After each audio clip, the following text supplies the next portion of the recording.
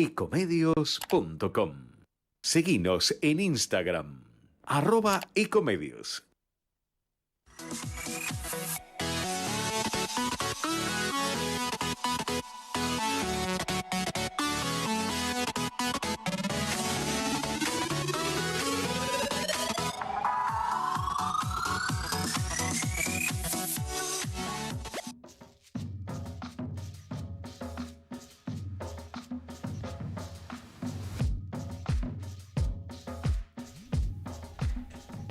Muy buenas tardes, 17:06. Ahí estamos entre ustedes y nosotros, y aquí está el doctor Jorge Enríquez comenzando el programa de esta jornada, que ahora, después del estar nublado, después de la llovizna, después de las marchas, la contramarcha, la marchita, la marcha grande, la de la CGT y muchas, bueno, ya podemos comenzar el programa y estamos aquí para acompañarlos con un rayito de sol que nos ilumina. Jorge Enríquez, su programa, comience nomás. Nuestro programa, ¿cómo le va? ¿Qué decís, María Luján? ¿Cómo estás? Bien, nuestro programa, porque acá Obvio, somos... nuestro, bueno. Faltan, algunos La están... estrella sos vos, Jorge. No, la estrella es el programa, no yo. Gracias, buenas tardes a todos, entre ustedes y nosotros. No tengo la voz aterciopelada de María Luján, pero bueno, trato de ver si por lo menos se me entienda. Es un galán, es un galán. No, usted es una dama. Hoy tenemos varios invitados a lo largo de este programa, pero yo quisiera hacer previamente, si me permite el señor productor, y hacer un breve editorial de algunos acontecimientos que han pasado. Me dice que cortito el editorial, tiene que ser 5 todo minutos, es cortito, ¿puede ser? acá tiene que ser, sí, bueno, 5 minutos. Con toda la furia. 4. Me dan 5 minutos y entonces yo les voy a contar, porque ahora queremos hacer todos los días algún pequeño con Osvaldo Pérez Sammartino, que seguramente va a estar escuchándonos, escuchando y participando desde ya, desde su cátedra en la Universidad San Andrés, que hoy está tomando exámenes, está dando clase. Entonces, me parece oportuno hablar de algo que sucedió en los últimos días vinculado con el discurso del odio. Y yo creo que acá hay que poner las cosas bien en claro. El kirchnerismo está incitando a la violencia. Y digo esto porque esto de que algo hay que hacer, que dijo un señor que se llama Roberto Navarro, un señor bastante desagradable, pero no quiero descalificarlo dominem, bastante desagradable porque se caracterizó siempre por tener bastantes dificultades con decir la verdad, a partir del momento que a las 16:05 del día de las elecciones del año 15 declaró triunfante, sin ningún asidero que pudiera aseverar esto que él estaba diciendo. Sin ningún asidero, dijo que había ganado las elecciones Daniel Scioli. Pobre Daniel Scioli, que volvió a su oscuro cargo de embajador en Brasil después de alguna forma de resurrección que trató de tener, como tantas otras a lo largo de su vida. Y entonces uno se pregunta que, acorralado por la crisis que la torpeza gubernamental justamente del kirchnerismo creó, enfatiza ahora su vocación autoritaria. En los últimos años recordemos que se dedicó a impugnar como discursos del odio todas las manifestaciones críticas de la oposición y de los medios independientes, que llama medios concentrados en esa neolengua que tiene el kirchnerismo, y que en las últimas horas invitó a que la señora Malena Galmarini de Massa, porque es la mujer de Sergio Massa, desde AISA nos dijera que cuando el periodista Gonzalo Asís le preguntó acerca de si se trataba de un tarifazo, de unas tarifas, empleó ese eufemismo de que era una redistribución de subsidios. Esto es lo mismo que cuando hay un meme por ahí en las redes sociales que dice que hoy me chorearon, hoy me robaron, pero no se trató de un robo, sino que se trató de una redistribución de bienes. Bueno, en una actitud de un cinismo extraordinario, porque procura transformar en victimarios a las víctimas, el kirchnerismo le asigna a cualquier opinión no alineada con sus ideas y con sus prácticas una intención perversa. Pretende adjudicar el odio a las disidencias. Por cierto, este es el primer paso para suprimirlas y después democratizar a la Argentina a la manera, democratizar en sentido irónico, a la manera de Nicaragua, Cuba, Venezuela o esos paraísos como Irán, que tanto defiende el Instituto Patria, y también de manera más larvada, por menos obvia, nuestra diplomacia. Recordemos el último hecho del embajador Laborde, cuando, o Laborda, no sé cómo, Laborde, Oscar Laborde, cuando, alterando todas reglas de las prácticas diplomáticas más esenciales, salió a bancar, a apoyar la posición de Cuba por el avión que está no secuestrado, sino retenido por una orden judicial en el aeropuerto de Ezeiza. Bueno, quien fuera intendente, recordemos, de Avellaneda, porque no estamos hablando de un diplomático, estamos hablando de una persona que salió huyendo de la municipalidad de Avellaneda cuando finalizó el gobierno de la Alianza. Exactamente. Entonces, el periodista y dueño de medios kirchneristas Roberto Navarro dio una vuelta más de tuerca. En uno de sus programas expresó: estos tipos, refiriéndose a los Viale, a los Lanata, a los Feynman, a los Majul, son los que están generando la violencia y después pasan al aire los scratches para que vos creas que podés hacer eso por la calle. Yo creo que hay algo que hay que hacer con ellos, algo hay que hacer con Johnny Viale, con Majul, con Leuco, con Babi, algo tenemos que hacer para frenarlos, algo tenemos que hacer con ellos que están generando este nivel de violencia. No sé, habría que detenerlos, deberían tener miedo ellos, deberían tener miedo que algo los frenara. ¿No es delito generar odio ni instigar a cometer un acto de violencia? ¿No van a pagar ningún precio? Estos son textuales de el señor Roberto Navarro. Parece necesario aclarar que ninguno de esos periodistas se dedica a generar odio ni instigan a cometer actos de violencia. Se puede coincidir o no con sus opiniones, pero estas no son otra cosa que el ejercicio de la libertad de expresión. Son muy críticos respecto al gobierno y al kirchnerismo, pero se encuadran dentro del debate democrático. Son voces que alertan no solo sobre la pésima gestión del gobierno, por llamarlo de alguna manera, de Alberto Fernández, sino sobre los impulsos chavistas de buena parte del oficialismo y sobre los infinitos intentos de consagrar la impunidad de Cristina Kirchner y sus secuaces. De ahí que, lejos de ser expresiones de odio, son manifestaciones imprescindibles para la salud de nuestra democracia. Navarro sí cruzó un límite. Realmente, cuando dice algo que hay que hacer con esos disidentes, parece un remedio de lo que se decía durante la dictadura militar para justificar las atrocidades. Algo habrán hecho. Algo habrán hecho es semejante al algo hay que hacer. Y no se quedan ambigüedades. Dicen sin pelos en la lengua que hay que detenerlos. Aquí debemos recordar que esas palabras no surgen de la boca de un loquito suelto. Navarro conduce medios que son medios paraestatales. Es una de las voces oficiales del kirchnerismo. Lo manda su jefa, que es Cristina Elizabeth Fernández. Por eso no se puede subestimar la gravedad de sus dichos. Y no se puede subestimar también cuando vemos las pintadas en todo el conurbano bonaerense diciendo que, ojo, que si la tocan a Cristina va a haber quilombo, van a salir millones de personas a la calle. Cristina está siendo jugada por jefa de una asociación ilícita, artículo 210 del Código Penal. Como abogado que soy, lo suscribo y lo afirmo. Es la jefa de una asociación ilícita, es una criminal, como Milagro Sala, son criminales porque cometen crímenes. Eso es lo que la gente tiene que entender. Y por supuesto que hay una prueba tan abrumadora, 3 toneladas de expedientes, que el camino no puede ser otra cosa que la condena, sobre todo porque los propios defensores de ella no han aportado una sola prueba, nada más que ese latiguillo, esa frase que inventó el juez de las dictaduras militares, Eugenio Raúl Zaffaroni. Sí, digo bien, juró por el estatuto de Onganía y después juró por el estatuto del proceso. Jamás juró cuando siendo magistrado por una constitución nacional. Siempre juró por estatutos que habían pisoteado, avasallado nuestra Carta Magna. Ese señor, que es el factotum de todo el aparato jurídico del gobierno, es el que inventó la frase lawfare. Lawfare, ¿saben qué es?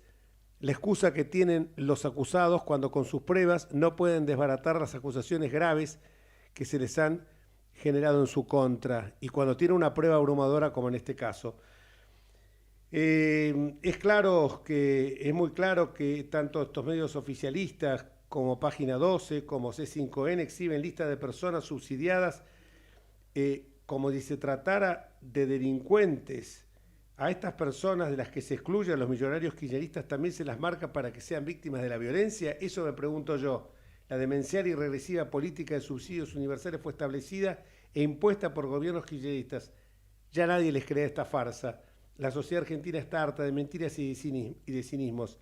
Que no tensen ellos demasiado la cuerda. Y vamos a nuestro primer invitado del día de hoy en el programa, que es un excelente, cuando uno habla de aquellas personas que defienden realmente el trabajo, que defienden los intereses de los trabajadores, que estuvo al frente del Ministerio justamente de la materia y realizó una actividad muy prolífica, sobre todo que buscaba lo que hoy tanto se cacarea con estos planes empalme, que es transformar los subsidios en trabajo. El pionero de todo esto se llama Jorge Triaca, que hoy nos acompaña. Jorge, muchísimas gracias y disculpa porque traté de acortar el editorial porque sabía que estaba ya en la línea. No sé cómo habrá salido, pero... Jorge, es un gusto, tocayo, y gracias por la presentación. Bueno, gracias a vos. La primera pregunta que te hago es... ¿cómo estás viviendo este momento cuando tanto se habla de esto, de empalme de subsidios a planes, realmente a trabajo genuino, que vos justamente lo impulsaste? ¿Y cómo lo ves viable en el futuro? Primero de todo, me parece que lo que es importante es que este gobierno, después de tanto humo, de tanta sanata, de tanta zaraza, como se han cansado los últimos 2 años y medio, se han enfrentado con la realidad. Y la realidad es una realidad que tiene casi 50% de pobres, que mucha gente que tiene que recibir un subsidio y no encuentra la salida de la situación en la que está, porque ese subsidio no lo resuelve, como tampoco lo resuelven las jubilaciones que las han retrasado tanto. Pero también le pasa a los trabajadores, que por primera vez, trabajadores en relación de dependencia formalizados están dentro del rango de la pobreza, digamos, ¿no? Entonces me parece que esto muestra primero de todo que es un gobierno que se rasga las vestiduras hablando del peronismo, de la justicia social, de la distribución, pero lo que ha generado es la condena de muchos a ser subsidiados y a ser pobres. Y me parece que ahí hay una primera cuestión para abordar. Lo segundo, que celebro que hayan tomado conciencia de que la reorientación de los programas sociales tiene que ver con cómo hacemos para darle más dinamismo al mercado de trabajo y particularmente a las oportunidades de las que nos necesitan. Y eso, más allá de que creo que todavía tienen muchos problemas de implementación y de convencer, porque no solo tenés que convencer a la gente de que participe de esos programas para insertarse en el trabajo, dándole las herramientas, capacitándolo, enseñándole cómo adquirir un oficio para poder desarrollarse en el ámbito del sector privado, pero aparte de eso hay que hacer un enorme trabajo también con el sector empresario, que no se hace criticándolos, poniéndolos en listas, tratando de generar la imprevisibilidad, señalándolo como son los culpables de la inflación, los formadores de precios. Digo, es un lenguaje permanentemente en contradicción. Por un lado queremos encontrar soluciones, pero por otro lado castigamos a aquellos que pueden ser los que generen esas soluciones, ¿no? Claro. Triaca, obviamente que uno de los temas que no podemos dejar de abordar, porque justamente cuando usted quiso articular lo que eran los planes sociales, realmente no se pudo dar, no hubo tiempo tampoco, y fue muy criticado justamente por lo que están haciendo ahora, ¿no? Que bueno, vamos a ver cómo lo hacen. Pero por otra parte, usted pareciera que siempre lo convocan para ser el gran articulador, así como articulaba entre los trabajadores y lo que eran los sindicatos y las empresas, ahora lo tienen como articulador de la coalición opositora, ¿no? En este caso, de Juntos por el Cambio, ¿no? Como un hombre que equilibra el partido. ¿Cómo es su rol de articulador, en este caso, en la política propiamente dicha? Bueno, uno trata de hacer su aporte, ¿no? O sea, más allá de los roles, siempre uno quiere que nuestra coalición de Juntos por el Cambio, que es una coalición que tiene valores bien definidos, valores que se cimentan en la democracia, en la república, en la idea de la libertad, en la idea de que las personas se puedan desarrollar, son los elementos comunes que tienen los que participan ahí. Después pueden haber diferencias tácticas y hasta diferencias en las ambiciones de los dirigentes, que algunos quieren ocupar lugares más protagónicos o quieren acompañar o quieren ser solamente militantes de esas ideas, digamos.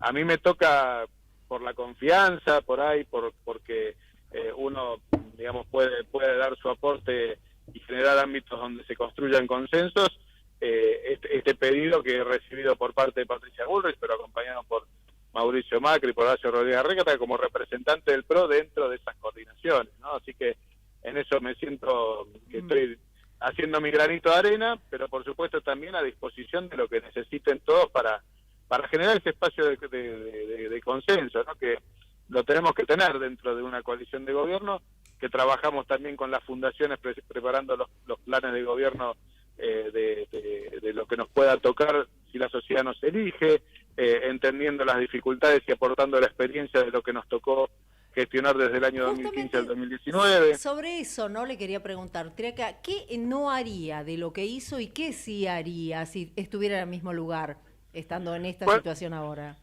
Bueno, mucho se ha dicho ya, pero me parece que lo primero de todo es tratar de trabajar en mayor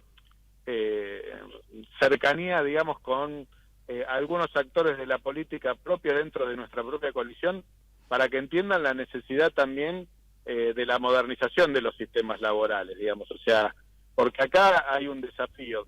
Todos entendemos el diagnóstico de cómo está cambiando la tecnología, de cómo impacta en el ámbito del trabajo, pero muchas veces cuando tenemos que llevar respuestas que van desde modificaciones de leyes, Jorge esto sabe mucho, pero también desde resoluciones o desde acciones que los propios organismos del Estado tienen que brindar, y no hablo solo del Ministerio de Trabajo, hablo de la regulación de las obras sociales, hablo de todo lo que tiene que ver con los ministerios vinculados, como el Ministerio de Ciencia y Técnica, que tiene que asegurar que haya espacios de capacitación para los trabajadores donde puedan adecuarse a las nuevas tecnologías, o el Ministerio propio de Educación, que tiene que preparar a los jóvenes para ese mundo, que es un mundo desafiante y es un mundo que tiene nuevas realidades, ¿no? Me parece y una reforma laboral, ya que común. Estamos, ¿no? Que es tan necesaria. Mire, yo lo señalo, acá lo que hay que hacer falta es actualizar. O sea, tenemos leyes y convenios colectivos de hace más de 40 años.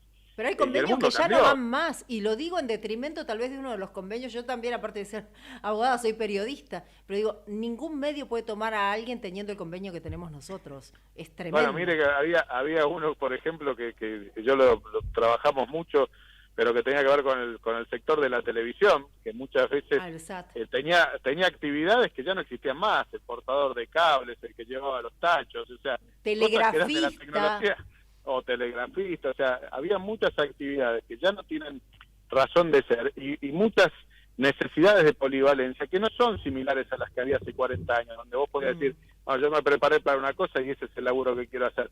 Acá hay que tener esa virtud, porque cuidar el puesto de trabajo, generar la posibilidad de buenos productos y buenos servicios nos da más oportunidades como país. Sí. Y no es quita de derechos. No es, hay que hacer entender que no es quita de derechos, pero no, es muy difícil al revés, porque lo que uno tiene que entender es que cuanto más oportunidades producimos, cuanto más bienes generamos, cuanto más servicios lo hacemos de mejor manera, le damos más chance de tener más riqueza para distribuir a los argentinos, digamos. O sea, después podemos discutir un sistema de distribución de riqueza con una visión más social, menos social, pero primero tenemos que generar esa riqueza. No hay distribución posible si no se genera ese valor, ese producto, ese servicio que tan buenos somos los argentinos para hacerlo, porque cuando nos ponemos o nos orientamos en favor de eso, nos sale muy bien, tenemos que decirlo también. Seguro. Yo pienso, cuando te escuchaba hablar, pensaba en algunos dirigentes sindicales que no entienden que no estamos en el siglo XIX, porque desde mediados del siglo XX el trabajo físico repetitivo ha sido sustituido por el trabajo intelectual creativo. Y pienso que hay dirigentes sindicales que en su hora lo supieron comprender. Yo me acuerdo de tu padre, por ejemplo, que me parece que fue siempre un ejemplo de aquel dirigente sindical que, defendiendo los intereses de los trabajadores puestos a su custodia, no dejaban de lado buscar articular con el sector del capital, de la producción, la posibilidad de generar y crear riqueza. Y siempre recuerdo un compañero que tuve que era creo que era tu fan número 1 en la legislatura, en el Congreso Nacional, Martín Medina, un tipo excelente, de primer nivel, que siempre se referenciaba contigo, ¿no? De Lanús, creo que era. Y siempre él hacía tanto hincapié en las políticas estas que vos tratabas de implementar desde el Ministerio de Trabajo. ¿Por qué no lo entiende la gran mayoría de los sindicalistas esto? Bueno, primero de todo, yo creo que un gobierno que no es peronista le genera a muchos dirigentes sindicales la estrategia del statu quo, Jorge. Vos de esto lo conocés. Muchos que hacen gatopardismo, mueven las cosas para que nada cambie, digamos. O sea, y yo creo que hay mucho de eso, pero no solamente en la dirigencia sindical, también a veces pasa en la dirigencia empresaria. Hay muchos empresarios que están en una situación de comodidad en relación a conservar un mercado, a no abrirse a competir al mundo, a no generar nuevos procesos productivos que les generen más capacidad de integrarnos en los que son cadenas de valor internacional, digo. Entonces, estas cosas pasan. Yo te pongo a poner un ejemplo que es muy reciente, que pasa con el tema de la industria láctea, digamos. O sea, vos lo ves en la industria láctea, ves cómo se condiciona a las pequeñas y medianas empresas, pero se apoyan mucho las negociaciones entre sindicatos y cámaras empresariales entre las grandes empresas, ¿entendés? Entonces se le quita capacidad de dinámica a las pequeñas y medianas empresas porque se firman convenios y paritarias que solo la pueden pagar algunas medianas y grandes empresas, ¿entendés? Entonces hay a veces cierta connivencia del statu quo, ¿viste? Entonces me parece que eso es un desafío que todos nos tenemos que proponer. Sí, todos, bueno, no díganselo a los dirigentes sindicales, que cuando le hable de las obras sociales, creo que van a pegar el grito en el cielo, y cuando les hable del APE, ¿no? De la Administración de Programas Especiales y del dinero que perciben por ahí, van a poner el grito en el cielo. Me parece que la tarea no va a ser fácil. Por eso nosotros tuvimos una agenda muy clara con ellos, donde si no había cambios y reformas, no iba a haber una negociación donde había la distribución de los recursos que ellos pretendían. Ahora, por supuesto, después en el cambio de gobierno, muchas cosas volvieron para atrás, pero tenemos que seguir insistiendo, porque esto es como empujar a un elefante. Por ahí desde el primer empujón no avanza, pero si seguimos insistiendo lo vamos a lograr. Muchísimas gracias, Jorge, y seguí con tu trabajo de articulador, porque es muy necesario para evitar estos roces, estos chiporroteos que a veces hay, como el último... Los dichos de Carrió de los últimos días. Los dichos de Carrió, que hacen que la gente, ¿viste? En lugar de mostrarnos, que yo insisto siempre, es sano la discusión. Y disentir, obviamente. Y disentir, porque somos un espacio que ha hecho una bandera de la unidad en la diversidad, pero que es bueno que haya voces como la tuya, que están comprometidos realmente con los valores republicanos y con el PRO, que sirvan para articular entre Horacio, Mauricio y Patricia, y por supuesto fuera de nuestro espacio con el radicalismo y con Lilita, ¿no? Bueno, por supuesto, yo creo que eso, Jorge, es súper necesario, tener la disposición mía, pero la de todos, porque yo sé cuánto haces vos también para tratar de generar espacios de consenso, sin dejar de lado la identidad que nos representa, digamos, ¿no? Porque eso también es importante. La gente nos va a acompañar en la medida que sienta que somos coherentes con lo que venimos haciendo hace muchos años, ¿no?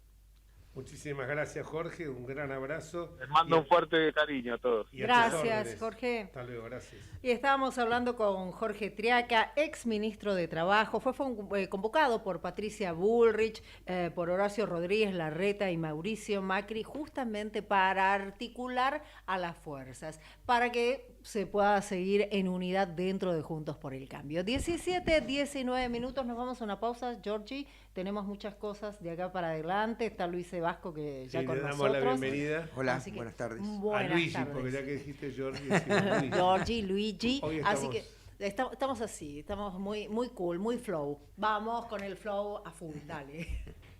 Ecomedios.com AM1220.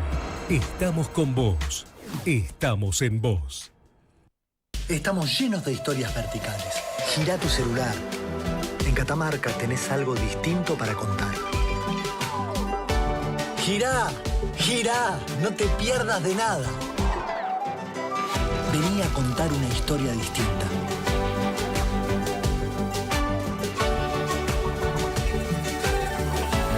¿Querés descubrir descubrir algo distinto? Gira y vení a Catamarca. La Posada Morada dos Ventos te espera en Pipa, la mejor playa del nordeste de Brasil. Única por su bahía con delfines. 12 exclusivos departamentos y 3 piscinas circulares en medio de un jardín tropical. Podés venir con cualquiera de las vacunas aplicadas en Argentina. www.moradadosventos.com. Morada Dos Ventos, Pipa, el primer lugar cuando decidas viajar. Todo lo que hicimos en la costa lo hicimos porque nos escuchamos y trabajamos en equipo. Vos, que querés vivir en un lugar que te encante, y nosotros que lo estamos haciendo. Y así funciona. Juntos hacemos más y disfrutamos más de la costa. Vivamos Vicente López. Informate en ecomedios.com. Seguinos en TikTok, @ecomedios1220.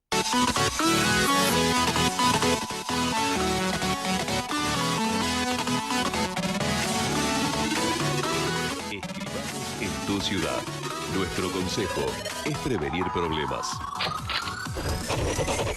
Colegio de Escribanos de la Ciudad de Buenos Aires. Consejo Federal del Notariado Argentino. El Colegio Profesional Inmobiliario auspicia este programa. Colegio Profesional Inmobiliario, cada vez más profesionales. ¿Conocéis los planes de salud de Andar, la obra social de los viajantes vendedores? Planes para empleados en relación de dependencia, monotributistas y particulares. Solicita un asesor comercial al 0810-345-0184.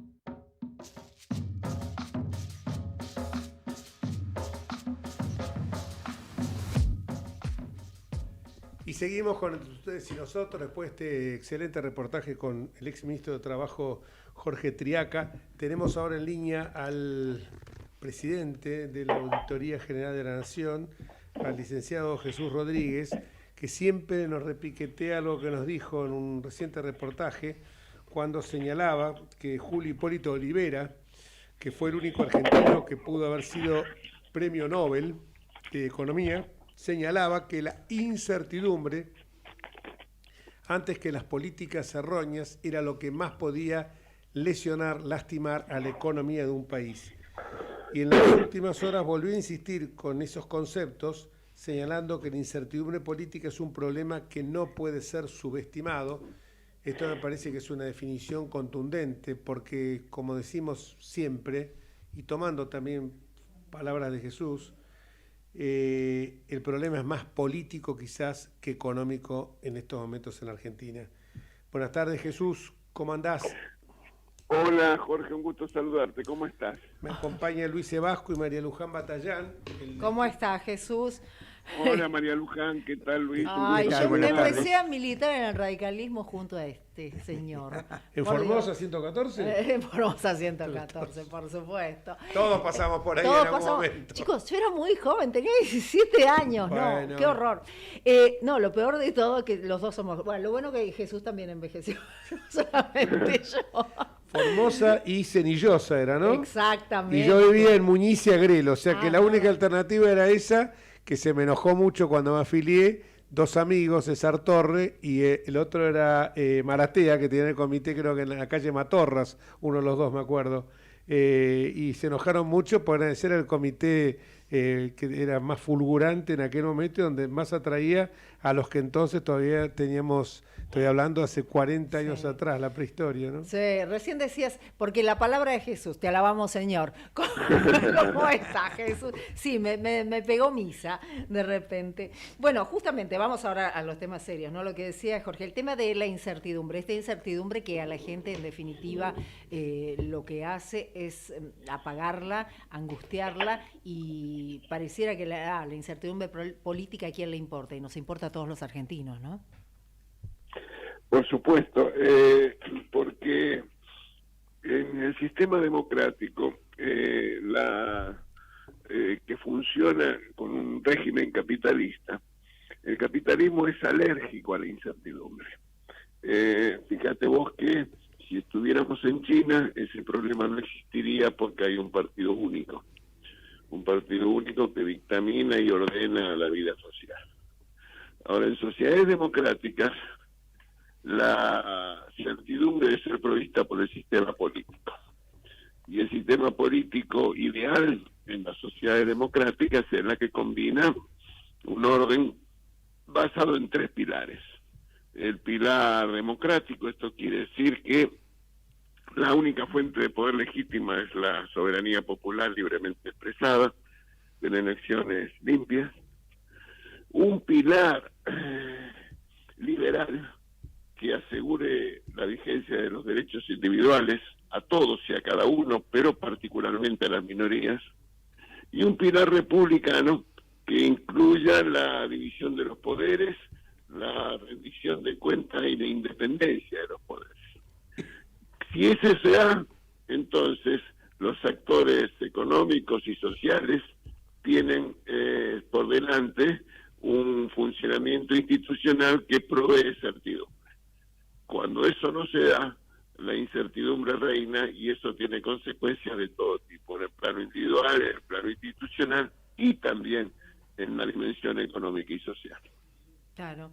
Es claro que, en definitiva, lo que se nos está brindando ahora, por lo menos desde el desgobierno actual, no es justamente certidumbre. Y esto, en definitiva, trae como consecuencia una economía totalmente devastada, donde por más que ahora les digan al campo de que van a tener un nuevo funcionamiento de lo que es liquidar los dólares, nadie puede llegar a creerle por el tema justamente de esta incertidumbre. Y esto nos hace mal absolutamente a todos, ¿no? Ciertamente, y entonces uno contrasta una visión de este tipo, una mirada de esta manera, de la realidad actual frente a los anuncios y las declaraciones de la nueva administración económica. Y entonces uno se pregunta qué chances tiene de avanzar.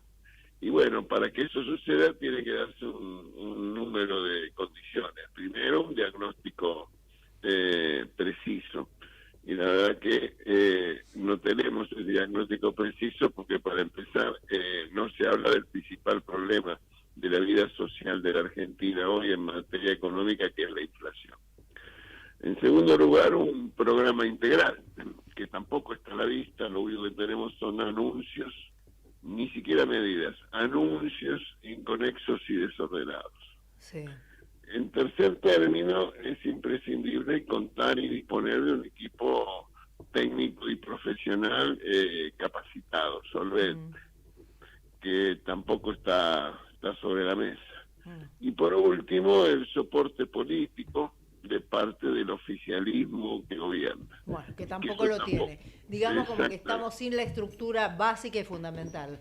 Esto es gravísimo, es gravísimo. Y Jesús, yo por lo menos para terminar tenía una pregunta que realmente me hace muchísimo ruido, y estuvimos mirando, ¿no?, que apareció dentro de lo que es el Ministerio de Justicia y Seguridad. Esto ya te lo pregunto, no sé si te compete a vos el tema como auditor general de la Nación, que desde la Dirección General de Adquisiciones y Contrataciones se contrató para las dependencias del Ministerio, para, el cable, Netflix, Amazon y demás para las cárceles por un valor preadjudicado, ya hay una preadjudicación de 63.873.600 pesos, ¿no? Para las personas privadas de su libertad en este momento. No sé si está dentro de tu ámbito, pero es un tema que realmente preocupa, porque me parece que no estamos para repartir Netflix para todas y todos, ¿no?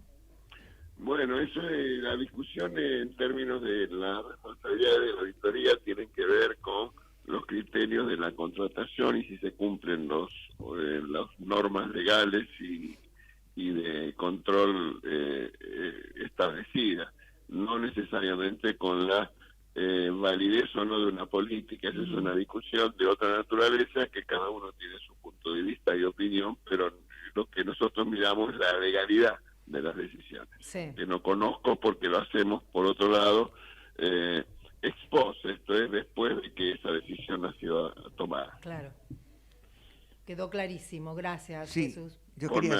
¿Qué tal? Yo quería hacer una pregunta volviendo al tema de la economía en general. hay una situación que Luis llama... Vasco te está hablando. Perdón, que llama la atención, que es la siguiente. Frente a todos los, digamos, este reacomodamiento de las tarifas y demás, pasa un poco lo mismo que pasa con la nafta, ¿no? Cuando aumenta la nafta, el gasoil, el gobierno sigue cobrando impuestos sobre los nuevos montos, ¿no? Es decir, no hay un esfuerzo fiscal para acompañar diciendo, bueno, aumenta porque tenemos que aumentar por la inflación, pero los impuestos no los cobramos, con lo cual el gobierno sigue recaudando más a partir de estos impuestos que se van cobrando. Y por otro lado, hoy salió una noticia que un juez federal declaró inconstitucional el cobro de retenciones, porque no había sido oportunamente prorrogada esta facultad dada para el gobierno, ¿no? Entonces, el planteo es, ¿no debería el gobierno, en este contexto inflacionario, revisar su política impositiva? Porque evidentemente recauda, pero no hay realmente un ajuste fiscal, hay un ajuste hacia la gente. Es razonable que aumenten claramente las tarifas de los servicios públicos, pero el gobierno no hace ningún esfuerzo en esta línea, y me llama la atención que no se ponga de manifiesto esto. Bueno, dos comentarios tengo, Luis, para hacer. El primero es que lo que sí corresponde, y estoy completamente de acuerdo, hacer es reclamar al gobierno la formulación de un programa que no conocemos, no está disponible, no es explícito, no es público. Yo tengo la esperanza que el mes próximo, el 15 de septiembre, cuando, cumpliendo una obligación legal, el Poder Ejecutivo va a tener que remitir al Congreso el proyecto de presupuesto del año que viene, nosotros sepamos a qué atenernos como sociedad para proveer de esa certidumbre de la cual hablábamos al principio de nuestra conversación. Y ahí, además de la cuestión técnica imprescindible, vamos a ver el sostén político que tiene esa política, porque ahí vamos a ver si los diputados que votaron en contra del presupuesto del año pasado y que rechazaron el presupuesto del Poder Ejecutivo, vamos a ver si esos diputados que al mismo tiempo votaron en contra del acuerdo con el Fondo Monetario Internacional, que fue posible ser sancionada por la actitud responsable de la oposición, ¿qué actitud toman ahora cuando el ministro anunció que su objetivo es cumplir el acuerdo con el Fondo Monetario Internacional? Ese es mi primer comentario. El reclamo de un plan integral, de un programa global y comprensivo de todos los asuntos públicos. Y en ese sentido, una de las primeras cosas que hay que reclamar tiene que ver con los subsidios, porque lo que ayer se conocieron fueron anuncios, pero no medidas, no está disponible las resoluciones para poder analizar si efectivamente está bien diseñado. Sí sabemos de que hay, como decía el anterior ministro Guzmán, un subsidio pro ricos en la Argentina. Y el mejor ejemplo de eso es cuando uno mira de qué estamos hablando. En estos casi 15 años de administración kirchnerista, de los gobiernos de Néstor y de Cristina Kirchner y del presidente Alberto Fernández, los subsidios energéticos en Argentina sumaron 154.000 millones de dólares. Claro. Eso es equivalente a 3 veces el acuerdo con el Fondo Monetario Internacional. Una locura. ¿Y por qué señalo esto? Porque si esa demencial y suicida política de subsidios no se hubiera puesto en marcha en esta acción del presidente Fernández, no tendríamos déficit fiscal, digo, para llamar la atención de esta situación. Claro, ya lo creo. Y lo que me gustaría decir es que esto no es el resultado ni de la guerra en Ucrania, ni de la acción del imperialismo, ni de la política de la anterior administración, sino que esto fue una decisión generada, promovida, diseñada, armada por esta misma administración, que cuando llegó decidió congelar las tarifas y a partir de ahí estamos pagando las consecuencias. Sí, perdón. No, seguí. No, te quería decir, cuando termines, repetí la cifra porque para que le quede bien claro a los oyentes. Digo que los casi 15 años de gobierno kirchnerista de los presidentes Kirchner Néstor y Kirchner Cristina y en estos casi 3 años del gobierno de Alberto Fernández, el monto de subsidios de una demencial política tarifaria llega a que se hayan subsidiado 154.000 millones de dólares. Y eso es el equivalente, para que tengamos una idea, a 3 veces el acuerdo con el Fondo Monetario Internacional. Y creo que esto es, y debe quedar claro también, que cuando llegó al gobierno el presidente Alberto Fernández, el problema de las tarifas era una cuestión del pasado, porque pagábamos los argentinos los precios de los costos de la provisión del servicio, tanto en gas como en electricidad. Pero el facilismo económico, la demagogia, la irresponsabilidad, el absurdo, hizo que se congelaran las tarifas solamente para mostrar una diferencia. Y hoy estamos pagando las consecuencias con un déficit fiscal, con un subsidio que significa 3 puntos del Producto Bruto Interno, que dicho de otra manera, si no fueran los subsidios no tendríamos déficit fiscal en Argentina. Y esto se vincula con lo que le preguntaba Luis en relación a la política fiscal.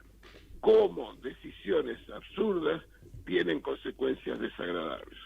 Un premio Nobel de Economía, Paul Samuelson, dijo que en política económica se puede hacer casi cualquier cosa, salvo una: evitar las consecuencias. Y nosotros estamos pagando las consecuencias de esta demencial política tarifaria. Jesús, muchísimas gracias. Por estar con nosotros en la jornada de hoy. Y bueno, te seguiremos consultando y después nos dirás, porque justamente el análisis que tiene que hacer justamente el organismo que él preside es sobre los contratos que ya se ejecutaron. Así que sabremos qué es lo que pasa con este contrato que a mí me hace muchísimo ruido. Gracias, bueno, Jesús. Luis, María Luján y Jorge, muchísimas gracias, un gran abrazo y buenas tardes. Gracias buenas a tardes. vos, Luis, Jesús querido. Bueno, estuvo con nosotros el licenciado Jesús Rodríguez. 17:48 minutos, tenemos muchísima información. Luis Sebasco, ¿cómo estás? Porque no lo saludamos oficialmente, Jorge. Sí, a Luigi le dijimos. Luigi. Me dieron la bienvenida, sí, no hay dudas. Escúchame una cosa, vos que estás con el juicio, yo realmente todo así como lo seguís vos tan puntillosamente no lo sigo, pero con el juicio a Cristina Kirchner y lo que el fiscal Luciani en estos momentos estaba diciendo. En el día de hoy, alguna de las cosas que pude apuntar, dijo que el kirchnerismo sometió al Congreso a un apagón informativo para evitar los controles de la obra pública en Santa Cruz, de la obra vial en Santa Cruz, ¿no? Y otro de los temas que también me pareció fuerte, que el fiscal Mola aseguró que La Rosada ordenó a perseguir a los funcionarios públicos, o sea que hay pruebas de esto, a los funcionarios públicos que intentaron investigar a Lázaro Báez. Sí, básicamente a los funcionarios de la AFIP. En realidad lo que hubo fue un manejo fuertemente autoritario de la AFIP, donde se manejaban algunos tipos de, por un lado, presiones internas para que las investigaciones no se llevaran adelante, y por otro lado una política de Chegaray de manejar los domicilios de las empresas para definir dónde quedaba radicado la agencia de la AFIP correspondiente, y de esa manera tener gente propia que evitara las investigaciones. Recuerden ustedes el escándalo que hubo cuando se trasladó de Mar del Plata a Bahía Blanca, por ejemplo, una agencia de la AFIP, para evitar la investigación sobre las facturas truchas, ¿no? Esto ya había sido establecido por la justicia, y lo que están haciendo los fiscales Luciani y Mola es muy interesante y tiene que ver con lo que ya había dicho la Cámara Federal, que estos 3 casos, que son obra pública, Otesur Los Sauces y Cuadernos, no pueden ser analizados por separado. ¿Por qué? Porque toda la información se cruza continuamente, y ellos lo que están haciendo es cruzar esa información. Lo que decía respecto de ocultar al Congreso es que lo que estableció la Fiscalía han sido procedimientos utilizados para sortear las leyes que establecen controles y las rendiciones de cuentas correspondientes, ¿no es cierto? Por lo pronto hay algo que ya es sistemático, que no se cumple la Constitución, que el jefe de gabinete debería ir todos los meses a rendir cuentas al Congreso de la gestión pública. Pero más allá de eso, lo cierto es que se han ido manejando el gobierno también desde el comienzo del kirchnerismo con leyes de emergencia que le permitían reacomodar partidas, con lo cual el presupuesto pasaba a ser una mera intencionalidad. Una abstracción totalmente. Una abstracción, como decimos nosotros en derecho, de una vino expresión abstracto. de intenciones. Declaración, declamación lírica. Exacto. Y por otro lado, lo que sí es muy interesante es cómo demostraron que a partir de la utilización de normas de excepción, como por ejemplo las que tienen que ver con desastres naturales, ¿no es cierto?, utilizaban esas normas de excepción para sortear las limitaciones que establecen las leyes para las licitaciones. Y aprovecharon, por ejemplo, un derrumbe que hubo en Santa Cruz, en el que murieron 3 personas, entonces pasaron varias obras por esa norma, aprovechando el derrumbe que no tenía nada que ver con las obras que se estaban realizando. O las canteras famosas. Claro, o la subsanación de canteras, etcétera. Entonces, el saneamiento de canteras. Entonces, el uso de ese tipo de artilugios, ¿no es cierto?, la famosa creatividad contable, lo que hacía era ocultar a la información pública y al control del Congreso las maniobras que se estaban realizando. Esto es lo que plantean. Ahora, también es muy importante destacar, porque Cristina Kirchner, cuando declaró inicialmente ante el tribunal, dijo que ella no tenía relación y no conocía a Lázaro Báez, ¿no? Y lo que es muy importante es cómo esta afirmación de Cristina Kirchner quedó absolutamente desvirtuada con las pruebas presentadas.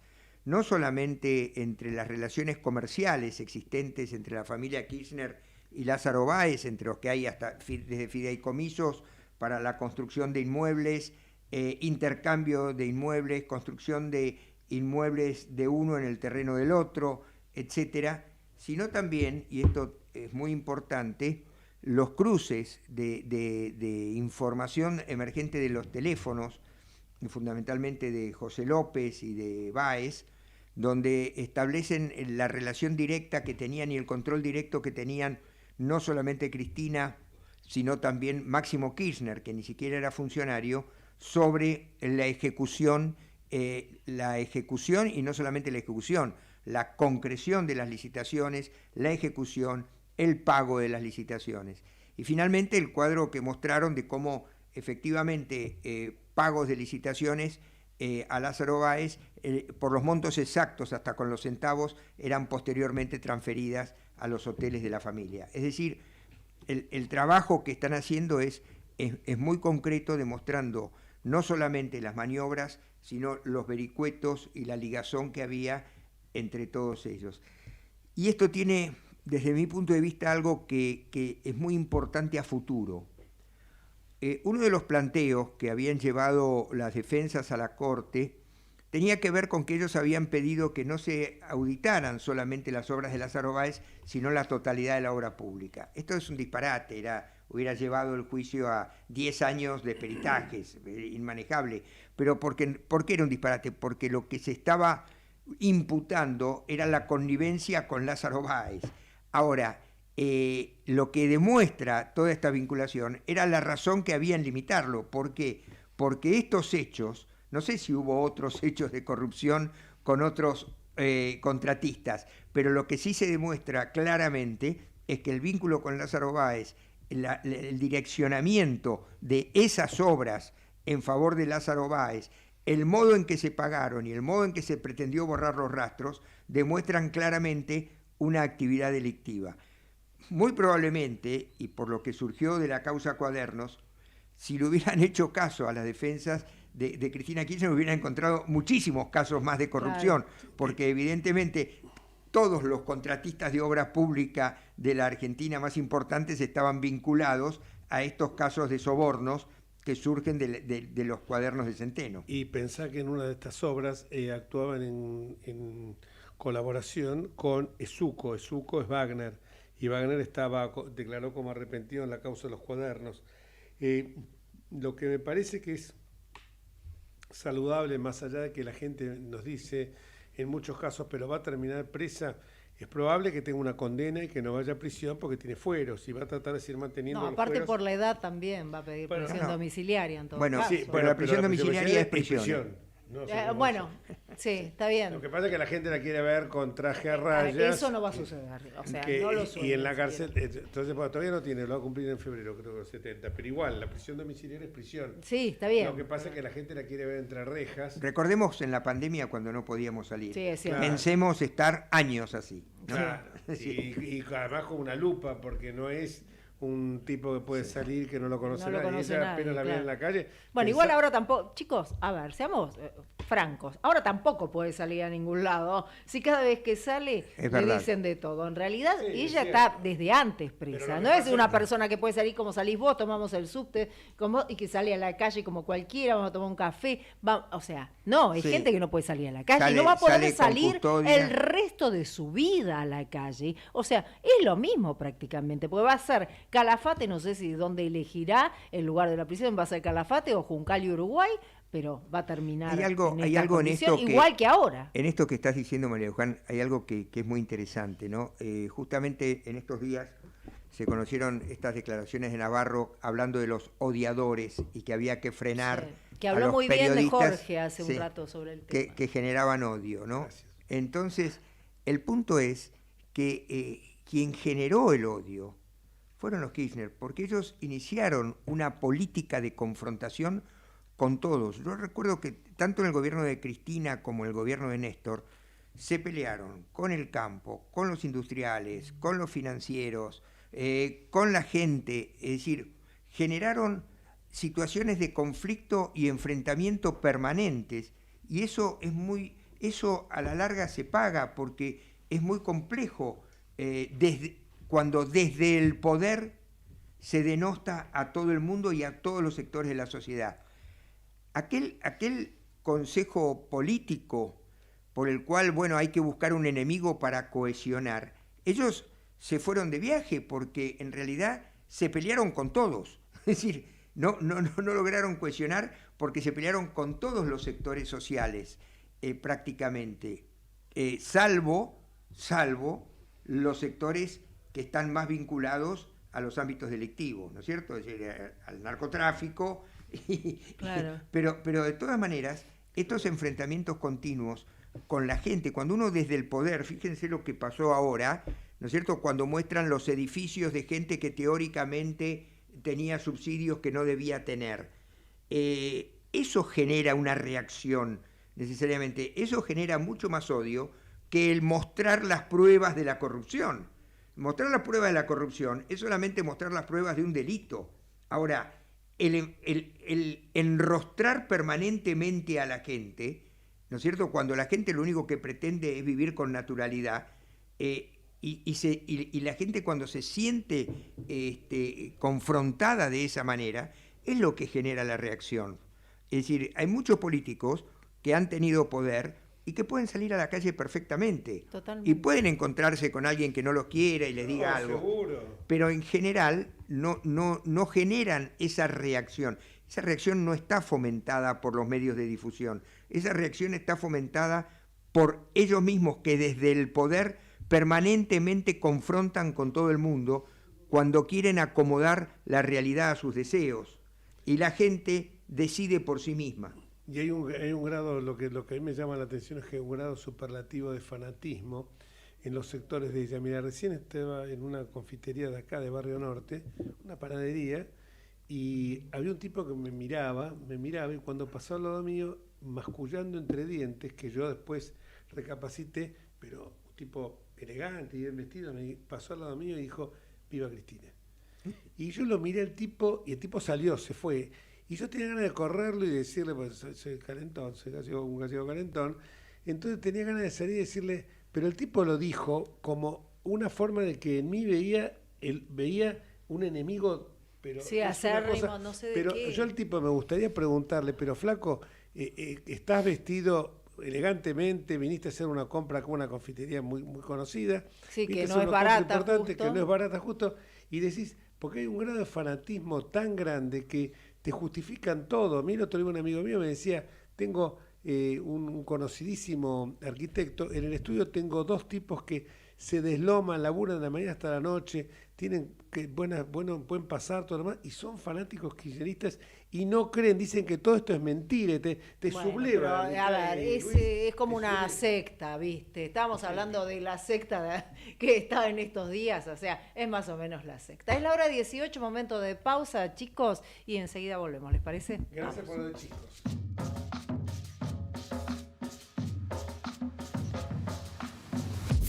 Desde Buenos Aires, transmite LRI 224, AM 1220, Ecomedios. Econoticias. Toda la información al instante. Muchas gracias. Sigue llegando gente del Polo Obrero a la Plaza de Mayo, donde están hablando diferentes referentes, sindicalistas y piqueteros, quienes son ahora los dueños de las calles. Por otra parte, está liberada 9 de julio, interesante esta liberación. La CGT y la CTA marcharon en el centro porteño. Ya hubo un comunicado de la CGT que se emitió con respecto a cuál fue la postura y cómo han visto esta jornada. Y ahora el Polo Obrero, quien se está manifestando, y sí han construido un atril, han construido un escenario desde donde están pidiendo por favor por el aumento salarial, por una baja de la inflación, por trabajo genuino real, y esta concentración en Plaza de Mayo, que es realmente importantísima y impresionante de ver. Hace muchos años no se veía un 17 de agosto con este copamiento del centro porteño de estas 2 marchas y de estas 2 plazas. Hablamos de Plaza Congreso y hablamos de ahora, en este momento, Plaza de Mayo, donde están los referentes de la izquierda, los movimientos sociales que no son afines al gobierno, pero que le piden al gobierno, las organizaciones sociales, que actúen urgentemente frente a la inflación y el hambre. Entonces, 9 de julio despejada, Avenida de Mayo despejada, Diagonal Sur ocupada ahora por los manifestantes. Vamos a estar contándote cómo siguen las desconcentraciones. 13 grados 7 décimas la temperatura. Luciana Giordano, Econoticias. La mejor información pasó por Econoticias. Ecomedios.com. Desde Buenos Aires, transmite LRI 224, AM 1220, Ecomedios.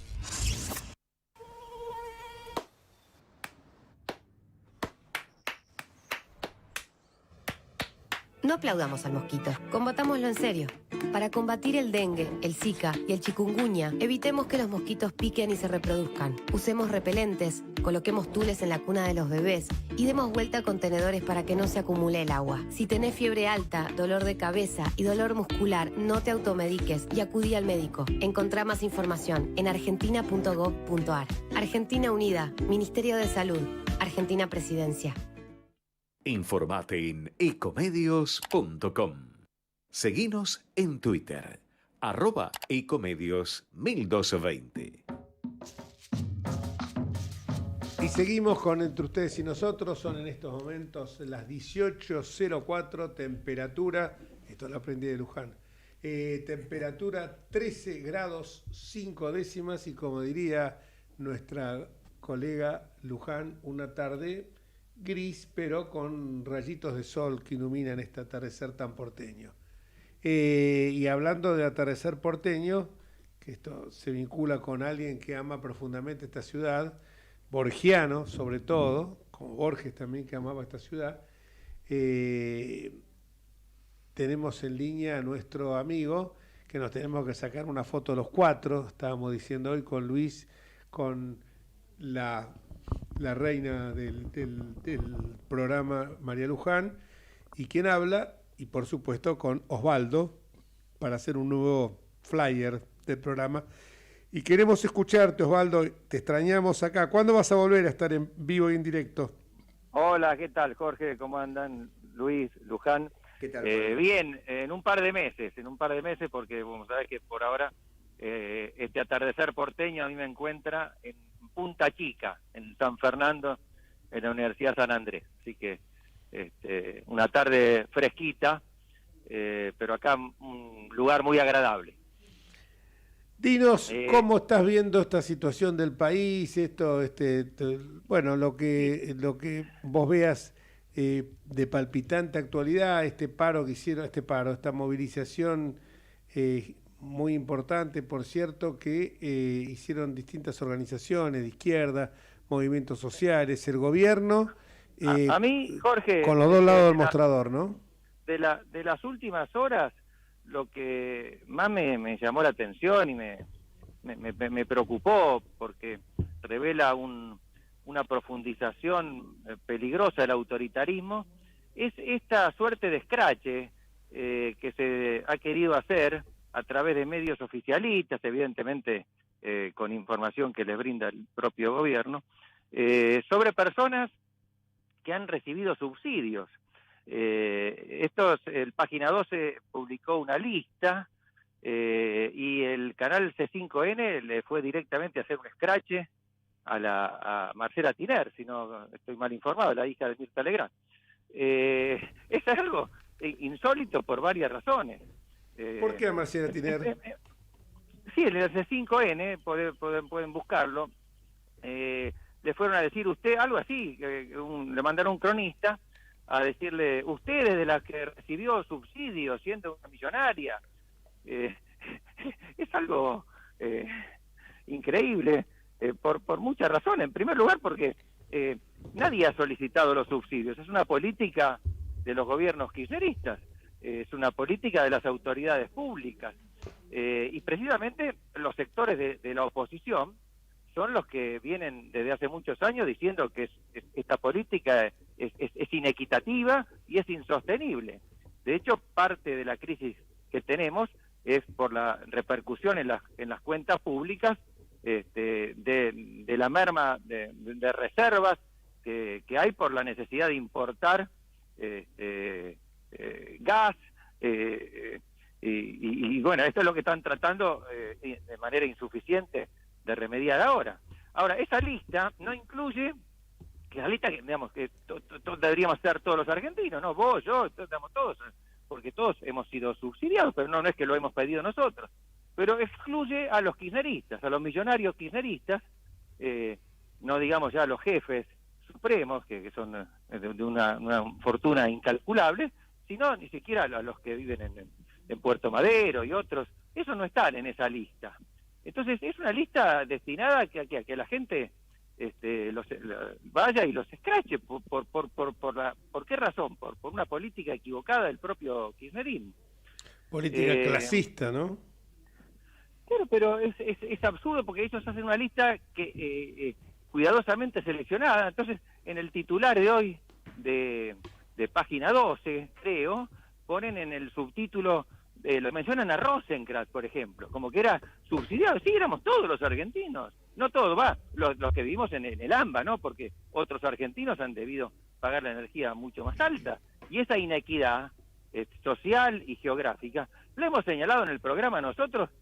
No quiero mandarnos la parte, porque la señalaron muchísimo la oposición, pero nosotros le hemos dado cabida a esas inquietudes de la oposición, de los expertos en energía, desde hace muchísimos años.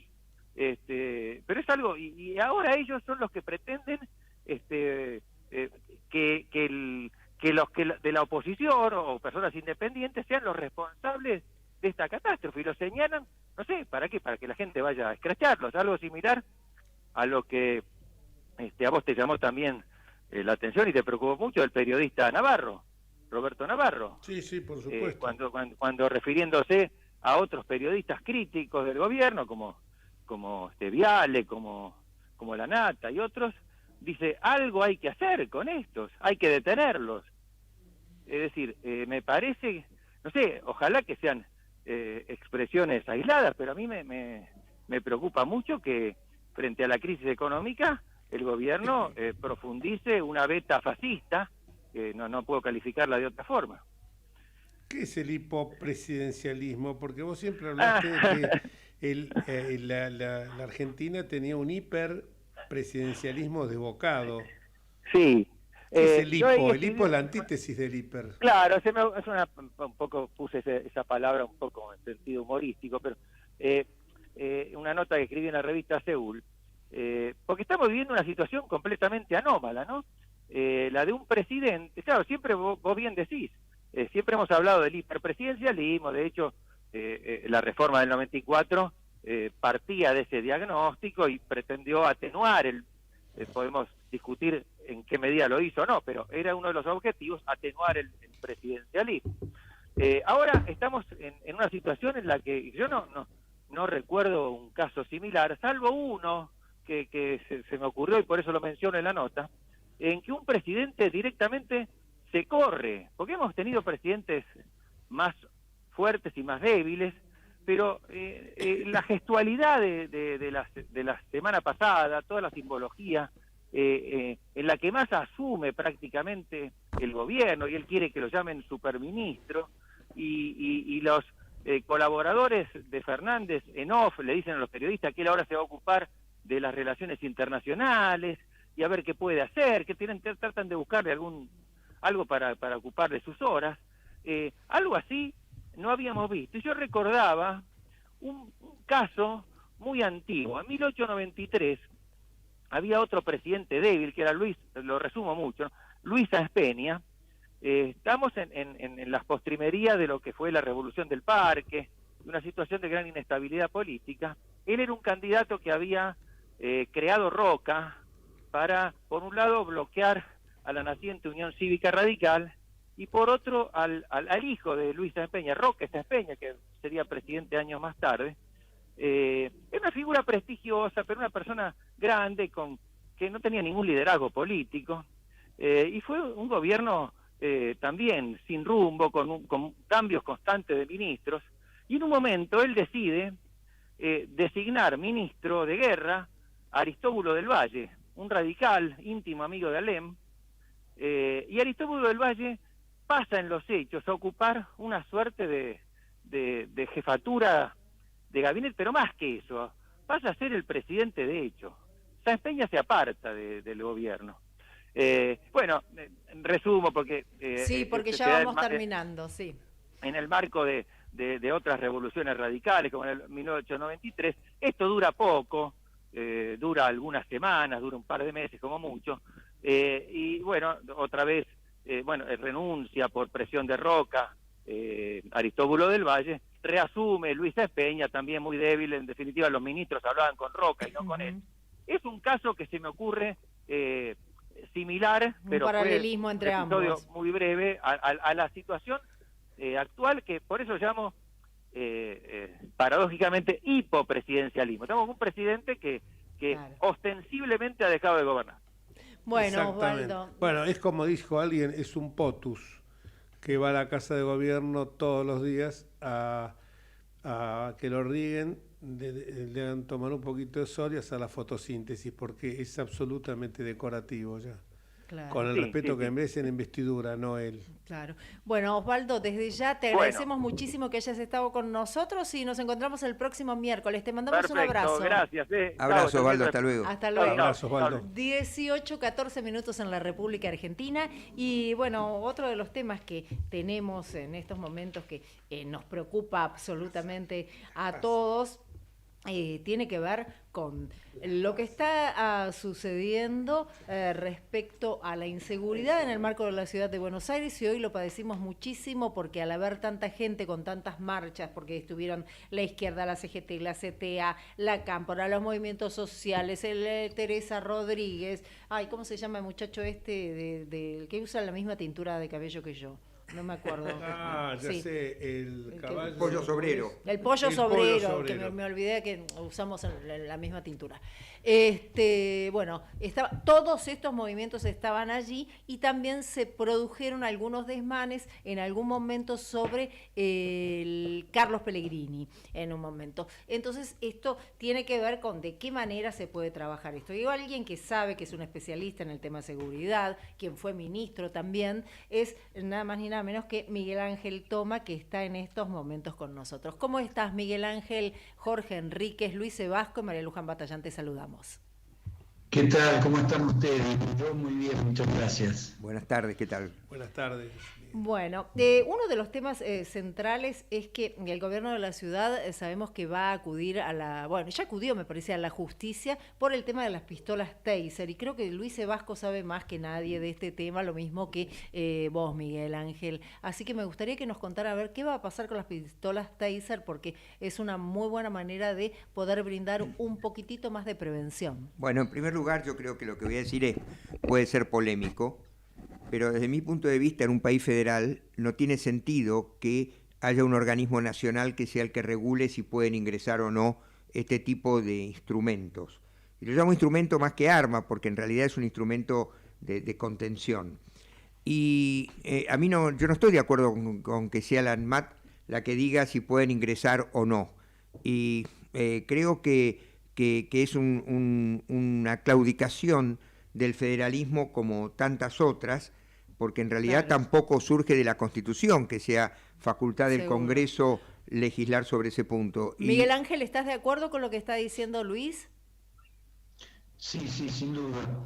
Evidentemente no se trata de un arma, esto está claro, por más que se lo generaliza diciendo que es un arma, en fin, pero no es estrictamente un arma. Con ese criterio no se podría tampoco importar un cuchillo, porque un cuchillo también puede ser un arma y obviamente eso no pasa por el ANMAT. De manera que considero que detrás de esa actitud de negarlo hay un prejuicio ideológico, y que como todo prejuicio ideológico termina siempre afectando a la seguridad de la gente, ¿no? Realmente no hay ninguna razón objetiva que justifique la no utilización de las pistolas Taser. Bueno, esto es muy interesante saber, teniendo en cuenta que hay como una negativa e ideológica, y como quieran llamarle todos, para que no se utilicen. Y esto lo hemos padecido, porque acá tuvimos un oficial de la policía muerto, justamente, Roldán, que si hubiera tenido Roldán, si hubiera tenido una Taser, hubiera sido de otra manera. Y estamos viendo que hay muchísimas situaciones que tal vez con una pistola Taser sería muchísimo más fácil de frenar y sería preventivo. Porque acá lo que tenemos que tener en cuenta es que lo que hay que hacer es prevenir. Entonces, qué importante que sería que se pudiera avanzar en estos temas, pero con un consenso. Vos también estuviste en la Cámara de Diputados, vos sabés un poco cómo funciona todo el sistema político, de qué manera se puede consensuar, porque todos sabemos que es necesario. Mira, ahí digamos, eso es muy difícil dialogar y ponerse de acuerdo en determinadas cuestiones como esta en particular, y en general con todos los temas de seguridad, cuando en el oficialismo lo que tenés es una cerrazón muy grande. Primero, a aceptar la existencia de una situación de inseguridad muy grave. Cuando se habla de sensación de inseguridad, en realidad lo que se está queriendo es minimizar lo que está pasando. En segundo lugar, la utilización de un arma de esta naturaleza puede evitar muchísimos daños a las personas. Es decir, cuando se intenta simplemente identificar una pistola Taser por un hecho tecnológico, que es a través de la electricidad donde se produce el efecto de detención, y se lo quiere identificar con la dictadura, la picana eléctrica, etcétera, realmente es un absurdo, no tiene nada que ver una cosa con otra, y en todo caso, ellos que se llenan la boca de los derechos humanos, etcétera, en realidad, si vos no tenés un elemento intermedio, como es una Taser, frente a una situación como la que vivió un músico importante en la Argentina, ¿no es cierto?, que tuvieron que utilizar un arma de fuego para detenerlo en la agresión, en un estado además de pérdida de la conciencia, porque estaba realmente fuera de sí por una situación psicológica. Consecuentemente hubo que disparar. Cuánto menos hubiera sido el daño para esa persona, e incluso psicológicamente para el propio policía, si hubiera tenido un arma intermedia, un elemento, ni siquiera un arma, un elemento intermedio como la Taser. Consecuentemente no hay ninguna razón, salvo el prurito o la negación de naturaleza ideológica de los que siempre se van a oponer a cualquier tipo de incorporación de tecnología, basándose siempre en esa premisa ideológica y en ese mirar siempre para atrás, ¿no? Sí, en el caso, ejemplos hay muchos, pero hay un dato que es muy importante conocer. Una persona armada con un cuchillo es a menos de 7 metros es más letal que una persona con un arma de fuego. Pero además, no solamente para el enfrentamiento 1 a 1, sino un enfrentamiento hasta con 3 personas con armas de fuego.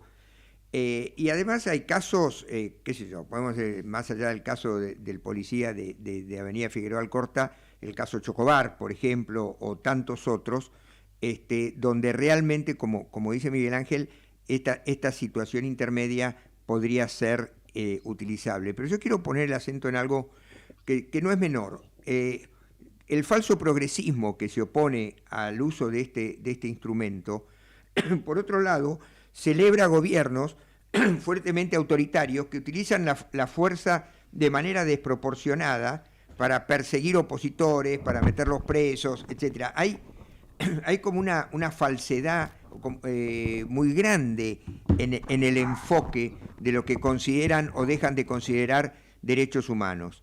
Los derechos humanos hay que analizarlos desde toda la perspectiva. Obvio, todos tenemos derechos humanos. Obviamente, todos. También lo tiene el policía que ejerce su función y otras personas que también pueden ser víctimas en ese momento. Yo quiero rescatar algo que me comentó una vez Chocobar, cuando hablábamos de la situación en la que él se había enfrentado, que enfrenta a una persona que tenía un arma blanca a menos de 7 metros, y él me decía también, uno de los temas por los cuales yo lo quería detener, era por qué venía de meterle 12 puñaladas a un turista para robarle, y yo no sabía si se cruzaba con otra persona, si la podía apuñalar también.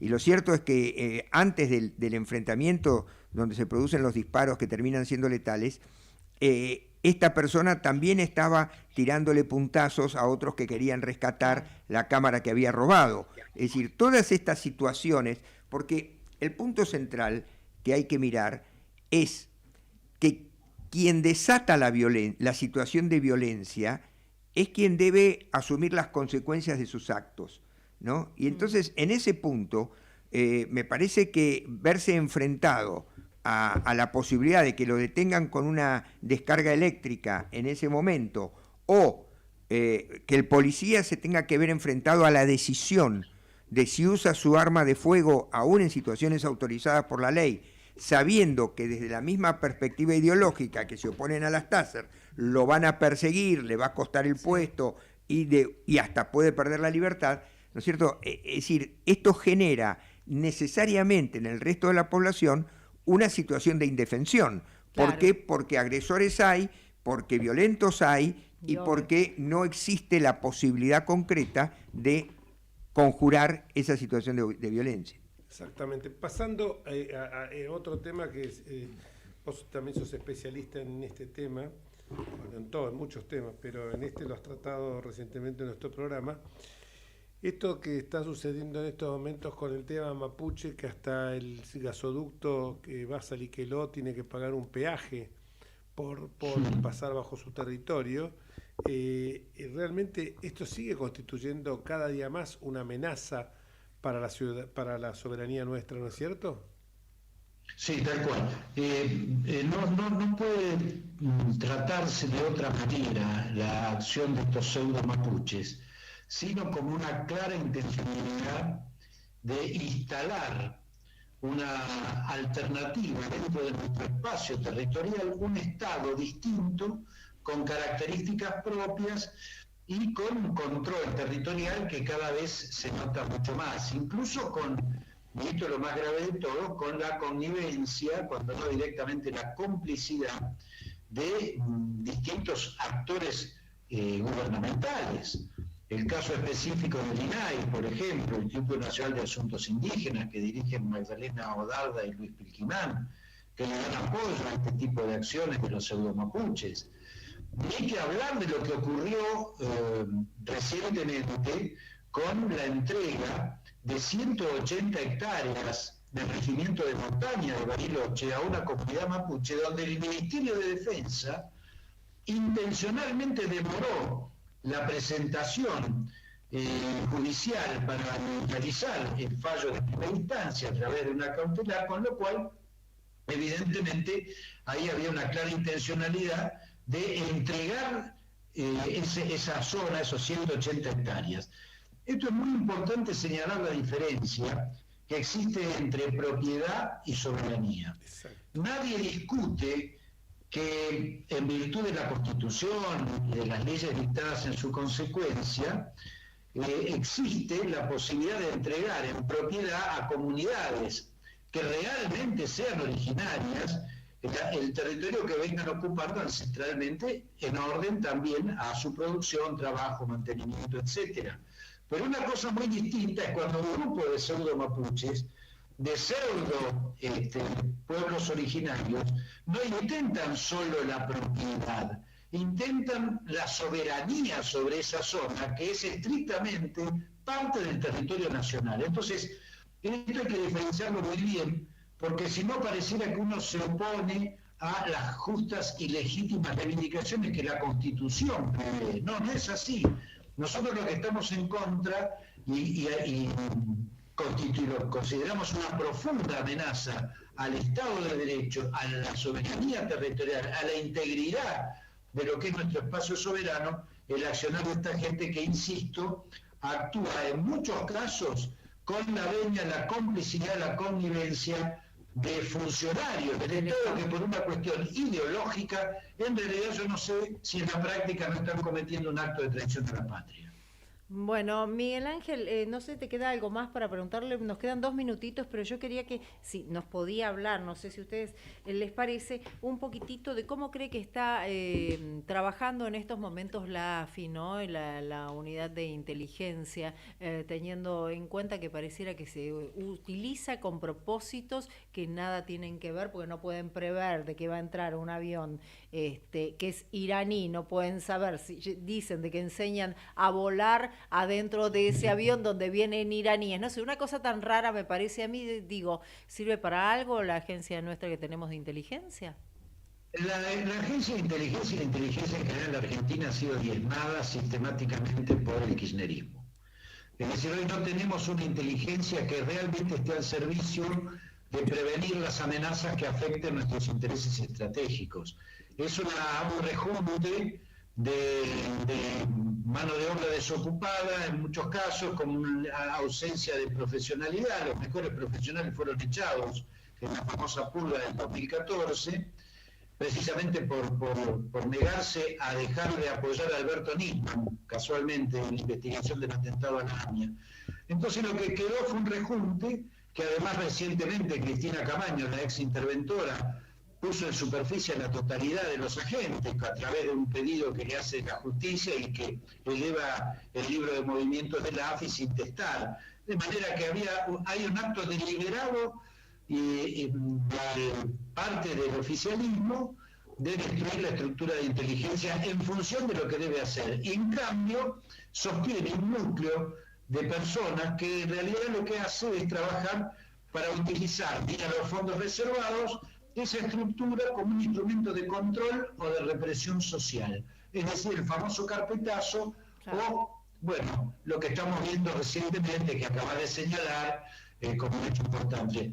No solo no son capaces de determinar que hay un avión ingresando a nuestro territorio con personal de Al-Quds y con venezolanos que están vinculados, incluso como se está descubriendo ahora por la investigación en Colombia, con el asesinato del fiscal Pecci.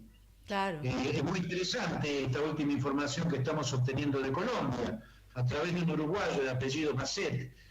Consecuentemente estamos en una situación de indefensión por un lado y por el otro lado de una amenaza enorme en términos de que esa estructura y esos fondos sean usados en virtud de actitudes como estas famosas y conocidas como los carpetazos, ¿no? Bueno, Miguel Ángel, un placer que hayas estado con nosotros, realmente. Realmente es un gusto hablar, sobre todo por el conocimiento que tenés tanto en el área de seguridad como también en el área de lo que hace a cómo prevenir acciones de terrorismo internacional, narcotráfico, etcétera. Una vez diste, siempre recuerdo, en esta materia das cátedras, recuerdo cuando hablaste de la liaison que podía existir entre los manuales que tenían los mapuches y los que tenían la FARC.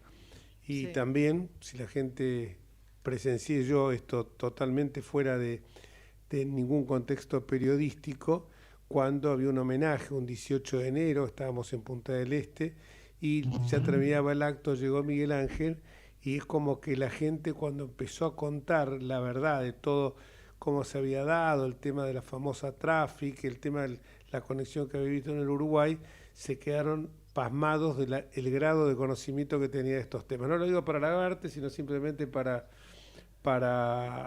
señalar que cuando hablas, lo hablas con un profundo contenido de lo que estás diciendo. Gracias, Miguel. Te agradezco muchísimo, Jorge. Y la próxima, cuando quieras, hay un tema fundamental que afecta a nuestra seguridad, que es la situación de la triple frontera. Ay, me encantaría. El miércoles que viene ya lo comprometemos. Te va a hablar Horacio, nuestro productor. Ya está. Ya te tenemos la semana que viene. Te mando un beso. Luis Sebasco sonríe y apoya con la cabeza totalmente. También. Bueno, abrazo, Miguel Ángel. Gracias a vos, un abrazo. Y vamos a una pausa, sí, ¿no? Pausa 18:31 minutos, momento de pausa, ya volvemos. Vamos la radio, somos tu voz, vamos con Eco, siempre la verdad y la mejor información. El mejor gimnasio te espera, elegí las clases que quieras. En Unfit vamos a cuidarte. En Unfit venimos a encontrarte. ¿Cómo prevenir dengue, zika y chikungunya? Sin criaderos no hay dengue. Limpia tu patio de objetos que acumulen agua. Elimina agua estancada de recipientes. Reemplaza con tierra o arena el agua de tus flores. Tapa los tanques de agua y cisternas. Tira y perfora llantas para que no acumulen agua. Limpia floreros y bebederos. Recordá, sin criaderos no hay dengue. Intendencia Menéndez.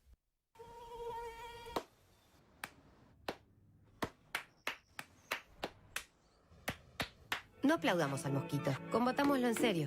Para combatir el dengue, el zika y el chikungunya, evitemos que los mosquitos piquen y se reproduzcan. Usemos repelentes, coloquemos tules en la cuna de los bebés y demos vuelta a contenedores para que no se acumule el agua. Si tenés fiebre alta, dolor de cabeza y dolor muscular, no te automediques y acudí al médico. Encontrá más información en argentina.gov.ar. Argentina Unida, Ministerio de Salud, Argentina Presidencia. Informate en ecomedios.com. Seguinos en Facebook, Ecomedios Live.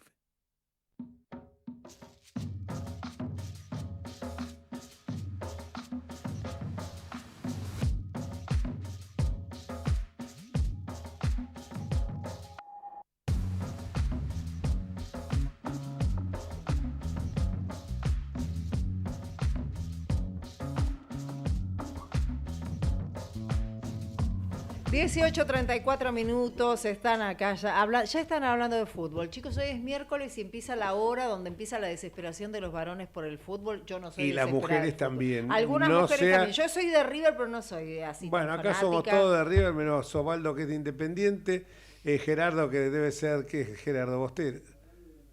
Ah, la radio es de Vélez, ¿cierto? La radio es de Vélez y Gerardo tiene de sus Boca. orígenes por ahí, muy cerca. Y bueno, siendo las 18:34 minutos, tengo el placer de saludar al diputado Waldo Wolf. Waldo, muy buenas tardes. María Luján Batallán, Jorge Enríquez, te estamos saludando. ¿Cómo estás?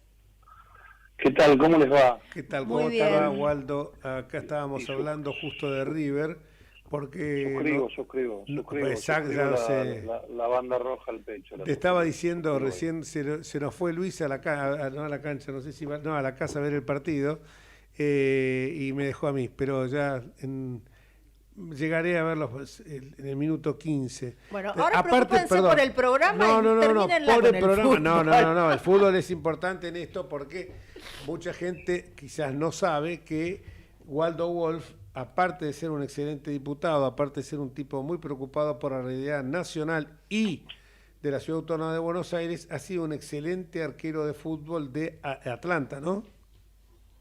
Sí, gracias Jorge. Jugué en Atlanta, en Deportivo Italiano, en Ituzaingó, jugué afuera también. No sé si fui un excelente arquero, pero por lo menos me paraba ahí en el rectángulo de 7.32 por 2.44. Sí, aprendí el oficio y fui un arquero del ascenso bastante corajudo. Waldo, vos sabés que hoy nos estábamos preocupando mucho con Jorge por este tema, ¿no?, que venimos preocupándonos siempre, que tiene que ver con la poca importancia que se le da a este gobierno, además de todas las otras cosas, a lo que es la Cancillería, a lo que es la diplomacia argentina, y sabemos que en el marco de lo que es la diplomacia tenemos a Oscar Laborde, quien fuera intendente de Avellaneda, que salió huido de ese distrito, en estos momentos como embajador de Venezuela, y que acusó a la justicia de secuestrar el avión que está retenido en Ezeiza. Como base límite, el tema de la división de poderes, este muchacho no la tiene clara, el señor embajador. Pero más allá de esto, me parece que es muy grave, son muy graves las declaraciones en sí que vino formulando. Y vos que conocés bien el tema, y hablamos hace un rato con Miguel Ángel Toma respecto de el problema que tienen los organismos de inteligencia y lo que es la triple frontera, los iraníes que han venido en distintos aviones en la República Argentina, algunos que fueron detenidos, otros que se nos fueron de las manos. Entonces, saber un poco tu opinión, vos que conocés bien el tema y sabiendo que tuvimos 2 atentados gravísimos y la connivencia de este gobierno después de lo que sucedió con Nisman, con todo lo que tiene que ver con los iraníes, ¿no? Mira, yo creo que es una política de Estado y hay que pasarla en limpio, ¿no? Yo, como dice mi amigo Fernando Iglesias, nosotros somos neuróticos y luchamos contra los psicópatas. Entonces, los neuróticos estamos todo el día pensando en los temas, nos dan vuelta en la cabeza, rumiamos, nos vuelven. Y yo hace muchos años que entendí cuál es el proyecto de este signo político que nos gobierna.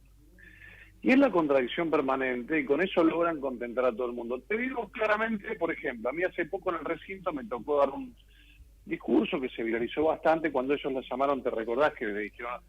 Aníbal Fernández le dijo a Patricia Bullrich que había terminado en el nacionalsocialismo, y yo les di un discurso de 5 minutos contándoles quién había sido el entorno más cercano de Perón, de nazis y jerarcas nazis que se habían escapado a la Argentina.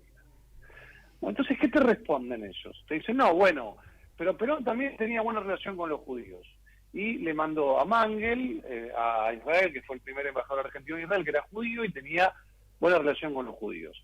Entonces con eso te logran psicopatear, porque que yo recuerdo acá Israel, por ejemplo, no ha puesto ninguna bomba. Yo no conozco ningún colegio islámico acá que tenga pilotes antibomba. Entonces, no porque yo sea judío o tenga un vínculo afectivo con Israel como centro de vida espiritual de los judíos, lo digo, es un hecho. O sea, acá nosotros no sufrimos ningún atentado de Israel. Sí, de los iraníes. Entonces, vos no me podés decir, no te digo a vos, metafóricamente, no, la verdad que te empardo. Es verdad que dejó entrar nazis, pero tenía buena relación con la colectividad judía. Y está bien, pues la colectividad judía acá no participó de crímenes de guerra. Bueno, todo es así. Entonces, ¿qué te dicen? Te dicen, no, el embajador no responde a la línea ideológica, o por un lado es eso, pero por otro lado, Mena al mismo tiempo salió a bancar el pedido de Estados Unidos del embargo, la incautación del avión. Y así hacen todo. Entonces, te juegan a 2 puntas en temas tan sensibles como la política exterior, en temas tan sensibles como los derechos humanos, en temas tan sensibles como apoyar al totalitarismo, y un día te condenan en la OEA, al otro día te apoyan en las Naciones Unidas, y te dicen, bueno, no, nosotros no estamos en contra de la defensa de derechos humanos porque te sacan la expresión de un funcionario que lo hace. Y resumiéndote, la política exterior de un país es tan mala como la peor de tus acciones, no como la mejor de tus acciones. Y este signo político a lo largo de la historia siempre ha tenido la peor de las acciones. Y hay que resaltar eso, es apoyar las dictaduras, apoyar a Cuba, Nicaragua, Venezuela, no condenar las violaciones a los derechos humanos en el continente, no condenar el ataque de Rusia a Irán. Esta semana, yo lo dije, yo saqué un proyecto de resolución. Israel el otro día atacó una célula de la Yihad Islámica en Gaza. Y la Cancillería salió a condenar esto. Yo no me meto, digo, puedo tener mi posición, pero digo, esto puede ser respetable si al otro día que hubo un atentado en Jerusalén con 8 heridos, la Cancillería sale a condenar el ataque de un fundamentalista en Israel. No lo hace. Entonces, claramente, lo que hay que ver es que este es un gobierno que tiene un signo político que es afín, proclive y condescendiente con las dictaduras, los países donde no hay libertad plena, los totalitarismos. Totalmente. Y aquellos lugares donde se dan los derechos humanos. Sí, ¿sabés qué? Después se hacen los paladines de los derechos humanos y justamente todos los países que ellos defienden son justamente aquellos que no respetan los derechos humanos. Fue la tradición Sí, sí, no son los paladines, claramente tienen un gran apego por la violación de los derechos humanos y una gran simpatía por regímenes, claramente. Fue siempre la política del peronismo. Con esto no quiero que me tilden de gorila, pero es la realidad. El peronismo es la política del tero, cantan en un lado, ponen el huevo en el otro. Lo hacía Perón mismo cuando le vendíamos... Bueno, pero eso es malo para el país, ¿sabes? ¿Seguro? Bueno, vos sabés por qué. Pero ¿sabés por qué? Porque vos no sos nada. Cuando vos querés ser todo, no sos nada. ¿Seguro? Entonces, vos me preguntás, la Argentina hoy oscila con el mismo signo político. Bueno, fíjate lo que nos está pasando con el aumento de tarifa. Ahora ellos son mucho más, lo digo irónicamente, neoliberales, promercado, afectación de derechos, que lo que nos acusaban a nosotros. Cuando Mauricio Macri decía pongan el aire acondicionado a 24 grados, se te reían. Si salen a decir de que el que consume más de 400 kilowatts va a pagar más, te dicen que es una redistribución social del subsidio. ¿Le tienen miedo a la palabra tarifazo o aumento? Porque es la realidad y es una verdad que ya lo vivimos durante el macrismo, que tiene que haber aumentos aunque lo padezcamos y hay que hacerse fuerte lógico en esto, ¿no? Es la realidad. Mira, yo leía hoy a un anónimo en Twitter con una frase genial. Dice, digo, si vos crees que porque alguien tiene un departamento más caro tiene que pagar más luz, porque alguien tiene más cara la luz, porque alguien tiene un auto más caro tiene que pagar más cara la nafta. Es como si yo voy a cargar nafta con mi auto nacional y me la ponen a un precio, y vos vas a cargar con otro tipo y te la ponen a otro precio. Y es una locura, porque el tipo ese que compró el departamento en Chateau o en el Cábana, dos ejemplos que dio Malena Galvarini, ese tipo ya pagó ABL por lo que vale el departamento, bienes personales por lo que vale el departamento, todo lo que equipó el departamento, que es mucho más que alguien que tiene un departamentito chiquitito en otro lado, le pagó IVA sobre todo lo que compró y seguramente tenga un mobiliario. Y el impuesto a la riqueza también lo Waldo pagó. Impuesto a las ganancias, pagó. Hoy estaba justamente al inicio del programa, estábamos hablando con Jesús Rodríguez, y Jesús Rodríguez nos decía que el monto de subsidios de la demencial política hecha por el kirchnerismo a lo largo de 15 años es de 154.000 millones de dólares, 3 veces el acuerdo con el Fondo Monetario Internacional. No, está muy bien lo que dice. Hoy es el 2,5% del PBI. Claro, él dice que llega a 3 puntos. Dice que el costo de la provisión del servicio, cuando llegaron al gobierno, el costo de la provisión del servicio con nuestro gobierno, con el gobierno de Cambiemos, decía él, ya con la tarifa se pagaba el costo de la provisión del servicio. Pero además, como vos decís, si yo gasto menos que otro, ¿por qué voy? Porque al final estoy beneficiando y generando incentivando un derroche de aquel que está subsidiado. Porque total, dice, como yo estoy subsidiado, gasto la luz y el gas y el agua, lo que quiera. Y en cualquier parte del mundo, sacando el tema de la tarifa social, que es otra cosa, no hay incentivo, no hay subsidios en materia energética, para energía es cara. Pero acá. tampoco tienen los impuestos que tenemos nosotros en cada una de los servicios. Pero si pará, vos hay una lees manera, cada factura tenés un listo de impuestos. El 30% de subsidios. Hay una manera de salir de esto, porque yo entiendo que tampoco podés sacarlo de la noche a la mañana. No. Dejen de subsidiar la oferta, subsidiar la demanda. Claro. Vení, demostrame que no tenés laburo, y yo te doy un cheque, un vale, por los primeros 400 kilowatts. Y vos pagás y a la empresa le entra plata por eso. El vale te ayuda al Estado hasta que baje la desocupación y demás. Pero dejá de darle a los amigos, el capitalismo de amigos, los dueños de Enor que tienen un subsidio, no le importa cómo le vaya a la empresa, no hay inversión, no hay reabastecimiento y demás. Entonces, yo voté en contra me hicieron cola para putearme. Yo no sé si vos estabas, Jorge, todavía voté en contra de Zona Fría. Me acuerdo que salí a la mañana en un programa de Bahía Blanca y el periodista me puteaba. Digo, escuchame una cosa, ¿por qué está bien que yo ayude en Bahía Blanca al que no tiene para pagar el gas y no tiene trabajo? Eso lo haces, en vez de subsidiando Zona Fría, dándole un vale al señor que no tiene trabajo hasta que le generemos las condiciones para que pueda trabajar. ¿Pero por qué le tengo que subsidiar el gas al millonario de Bahía Blanca que tiene la casa calefaccionada y la pileta con gas natural? Es de loco. Seguro, yo lo voté en contra también, así que fuimos varios, pero es cierto lo que vos estás diciendo, y las mismas razones me llevaron a votar en contra del tema de Zona Fría, ¿no? Ahora tenemos una ley que es un tema vinculado con el Pacto de Solidaridad Fiscal. ¿Qué opinión tenés al respecto? No, nosotros dijimos que vamos a votar en contra. Creo que sacamos un comunicado, no sé si lo leíste vos o... Sí, lo leí. Pero explícalo para la gente y sobre todo de qué se trata, ¿no? Este pacto de solidaridad fiscal. Ya me da miedo, yo no quiero pactar. No, yo tampoco, yo no quiero pactar más con nadie. Las empresas, las provincias tienen que entender. Lo primero que hizo este gobierno cuando asumió, Jorge, la verdad, fue derogar el pacto fiscal que habíamos logrado con Mauricio Macri y con los gobernadores, que en 10 años lograron bajar el déficit fiscal de las provincias.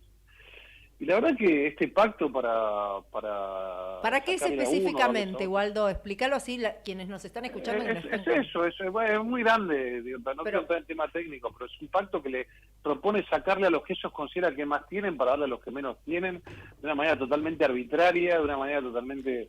Siempre en esta política Robin Hood, ¿no? Sí, pero no es Robin Hood, porque terminan, la verdad que está claro que terminan favoreciendo mira, la libertad es imperfecta, pero es mucho más justa que darle la suma del poder público a un señor feudal que decía a quién ayuda y a quién no. Exactamente. Ahí se generan enormes desequilibrios. Waldo, también estamos viendo que en estos días se saltó a la vista que este año trabajó muy poco el Congreso y muy poco diputados, y hay tantas leyes que se necesitan. ¿Qué pasó con el tema alquileres? ¿Qué pasó con el tema de las leyes que nos interesan a los mortales, ¿no? Que no tiene nada que ver con la modificación de la justicia ni nada por el estilo. Queremos una ley laboral que realmente le sirva al trabajador y al empresario, una ley de alquileres donde las dos partes puedan beneficiarse, donde haya departamentos en alquiler y quien lo tenga pueda usufructuarlo. Aclaremos que los diputados se refiere a la labor parlamentaria, porque ahí me consta, muchos que conozco, entre ellos tu caso, que por más que le quiera meter ese cerrojo más al Parlamento, trabajan igual porque están realizando permanentemente, no sesiona parlamentariamente. No, está claro, además hay que ver, y vos en ese sentido, Jorge, vos y yo compartimos el mismo semblante de que hace un diputado. Yo creo que lo menos importante que hace un diputado es hacer leyes. La función más importante del diputado es estar en la calle, es representar a la gente. Nosotros hemos puesto el cuerpo en todas las marchas, hemos ido a Formosa, como hemos requerido a Mascardi, a la toma de Mascardi, a la toma de Guernica, hemos presentado con Jorge todas las cautelares por las piedras, para que el campo venga a la ciudad. Denuncias penales. Denunciamos a Camaño, justamente ahora hablando del avión, porque exhibió los nombres de los agentes de inteligencia diseminados en el mundo argentinos y logró esto, que la Argentina hoy no tenga ningún contacto con las agencias inteligencias internacionales prestigiosas que nos cuidan, hemos hecho todo este tipo de cosas. Así que nosotros seguimos laburando, y sí, la verdad que el Congreso, cuando a este signo político no tiene los números como para sacar lo que quiere, te lo anula. Y si te pareció que este año no hubo actividad legislativa, prepárate para el año que viene, que va a ser un año electoral, ¿no? Oh, lamentable. Hay que decir a la gente que también que se hemos puesto el cuerpo, incluso en tu caso fuiste hasta Ucrania, y pienso yo también otro tema que son las denuncias contra el presidente de la República, que nos traen consecuencias, porque a veces, y yo no lo digo por una defensa corporativa, ni mucho menos, pero hay que la gente entienda que en muchos casos está bien, nadie nos pone una pistola en el pecho para ser diputados, ni a vos ni a mí nos la pusieron, pero uno cuando hace denuncias también sabe que se está arriesgando, incluso tenés que estar bien en regla con muchas cosas, como por ejemplo que sabés que estamos sujetos, un gobierno que se ha caracterizado por los carpetazos está sujeto a que te estén investigando siempre, pues eso la gente no lo ve. Jorge, yo estuve procesado por traición a la patria por este gobierno porque nos inventaron una causa antisemita de que ni fueros tenía en aquel entonces. La dirigencia de la comunidad judía estoy escribiendo un libro que estoy contando los actos antisemitas de este signo político, porque no hay antecedentes en la historia democrática, no de Argentina, de países donde funciona la democracia, que el gobierno arme una causa contra la dirigencia de las instituciones centrales de la comunidad judía argentina, acusándolos de representar intereses extranjeros y corporaciones económicas, que eran las acusaciones que hacían en Alemania en la década del 30. Los mismos motivos por los que mis abuelos se fueron de Alemania y nuestro país nos recibió con su espíritu liberal, con su espíritu alberdiano, con una constitución abierta a todos los hombres del mundo que quieran habitar el sur argentino, a mí me los hicieron acá en el año 2015 este signo político. Fui a Formosa y me declararon persona non grata a los 27 municipios de Formosa, y el municipio del Colorado, firmado con el sello del PJ del Colorado, dijo lo mismo, dijo que yo, como miembro de la sinarquía de la AMI y de la DAIA, representaba intereses extranjeros y corporaciones económicas. Palabras con un sello del PJ. Aparte, Está bien, y además ofende el que puede y no el que quiere, no me la banco, pero te muestra este nivel. Pará, y bueno, me armaron una causa por misoginia, y fue un chino, sí, fue me mentira, acuerdo. y bueno, se movilizó el mundo por eso. Y por supuesto la perdieron porque era mentira. Me armaron una causa, yo tuve una empleada doméstica 3 meses en mi casa, totalmente registrada, que cuando se fue dijo que yo no la tenía registrada, cosa que es mentira porque además quedó demostrado, y a mi empleada doméstica, que estuvo 3 meses en casa, la asiste el abogado de Moyano, el ex juez de Hermanos. Imagínate lo que es poner el cuerpo, que tenés que estar cuidándote de que no te metan gente en tu casa, de que no te inventen que representás a Paul Singer, u otra que salieron, Berbis, que salió a escribir que yo era traficante de armas. Mi mujer me dice, ¿dónde las guardás, querido? El ejecutivo había importado 2 lanchas grandes de asalto, y él dijo que yo tuve que ver en eso. Yo soy magistrado público, la verdad que no tengo ninguna relación con la compra de armas, nunca la tuve. No tiene que ver con mi actividad, a diferencia de muchos oficialistas. Tengo un quit que si entras aporto en la actividad privada como martillero público, licenciado en administración de empresas, desde los 23 años que aporto. Y bueno, como dice Jorge, no es gratis, pero después de atravesar el Rubicón de bancártela, como decimos en la política, te crece la piel de elefante, y es una satisfacción. Yo digo, y lo digo con orgullo, que haber sido declarado persona non grata por los 27 municipios de la Formosa de Infran, que este gobierno me haya hecho una causa por traición a la patria, y haber salido, por supuesto, airoso, porque el que está limpio sabe que tarde o temprano sale bien. Es el precio de no ser parte del fascismo. Ser perseguido por el fascismo es el precio que los demócratas pagamos para no ser parte de ello. Bueno, Waldo, realmente un placer, ¿no? Muchísimas gracias, Waldo, querido, y nos estamos viendo, y gracias por las palabras y por este intercambio que hemos tenido para que la gente realmente también conozca que la función del legislador de control de los actos del Ejecutivo, de ser uno de los fieles de la balanza del equilibrio de poderes que debe haber en Argentina, tiene representantes como el caso tuyo y como muchos otros también, no solamente los que tienen mayor visibilidad. Sí, vos lo has citado a Fernando y también tenemos nosotros a Cristian, Silvia, bueno, una Sí, cantidad, sí, Pablo, sí, bueno, me refiero a Ritondo, Torello, los Penatos de Marchi, Lombardi, Finocchiaro, qué sé yo, son Sabrina Gemech, pues son muchísimos. Así que ponen el cuerpo permanentemente. Así que es un gusto tenerte siempre entre nosotros, Waldo. Un abrazo enorme, querido amigo. Igualmente, a disposición. Abrazo grande. Chao, hasta luego. Y que ganemos hoy. Chau. Era el diputado Waldo Wolf, ya los tengo desesperados con el tema fútbol. ¿Qué cosa estos muchachos, qué tremendos. Nos quedan 5 minutos, Jorge, y creo que es un buen momento para que hagas en un minutito una síntesis de lo que pensás de todos los movimientos que hubieron hoy, que movilizaron a millones de personas, que no permitieron dejar trabajar a otras, no permitían. Vi el caso de una mujer que tenía que ir a ver a su hermano que estaba internado en un hospital y demás. Que nos cierres un poco con eso. Bueno, el día de hoy nos da varias postales. Por un lado, la postal del presidente de la República, que estuvo en el norte, creo, viajó al norte y dijo que... No, esto les digo que es muy fuerte, porque este muchacho, aparte de que toma demasiado clonazepam, le tienen que sacar las dosis que toma porque ya dice disparates. Primero dijo que estamos recuperando la economía y estamos creciendo. Debe ser la sensación de Tombolini, de que no hay inflación, o la de Aníbal Fernández, que no hay inseguridad. En segundo lugar, dice que él le recomendaría, si viviera San Martín, que vaya al norte a generar igualdad. Pero ¿cómo le puede el mequetrefe aconsejar lo que le diría al padre de la patria? Es una falta de respeto, un sacrilegio laico es esto lo que está haciendo. Bueno, y por el otro lado, el salvaje, como le dicen a uno de los moyanos, a Pablo.